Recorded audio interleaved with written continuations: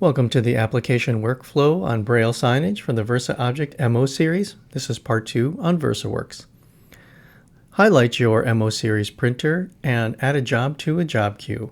You can drag and drop the folder or hit the plus sign and select your file and add it. Once it's loaded, double-click on it to open the job settings. And once here in the Job Settings tab, click on Cut Controls and then verify that Return to Origin is selected. This is the default for the MO series, and this is the key to adding layers on top of layers of ink, which you will be doing for Braille. You'll be adding 7 layers of gloss.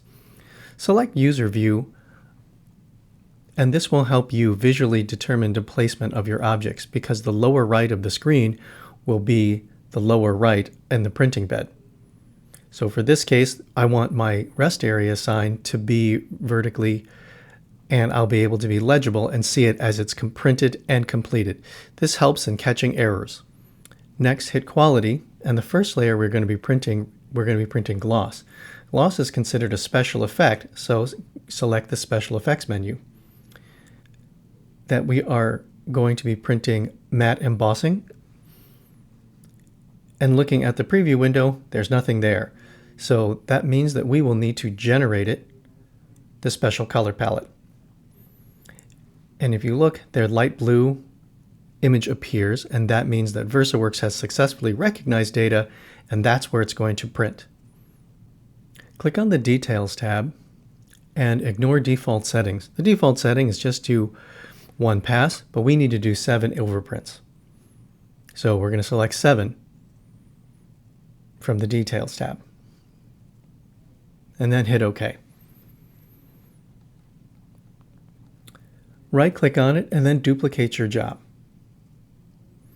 After we set up our matte embossing layer, we're going to print the white in CMYK.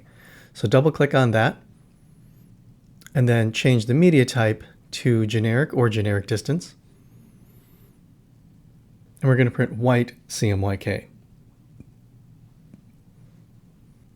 And again, remember our file did not have white in it, so we need VersaWorks to generate it for us. So select the Generate Special Color palette.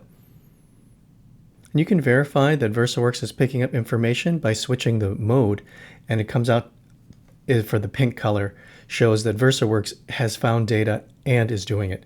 So gloss is always going to be that light blue, and white will be that light pink. Optionally, you can use a size correction. Because we're putting it on top, we don't want white peeking out, but this is an optional step.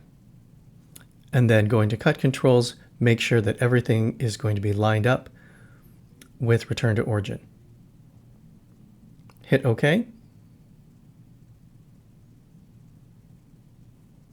So select both files under Compile Jobs, and we're going to do a multi-job grouping. What this will do is this will ensure that whatever file is number 1 will finish printing, and then our second file will print after it. This makes it a repeatable process for doing multiple signs and easy setup for additional operators, that you're not setting up jobs or the same job manually twice. In this case, for Braille signage, we're going to print our 7 layers of matte embossing first, and then our white CMYK on top. You've successfully set up your file in VersaWorks 7, so our next step in part 3, we will cover printing.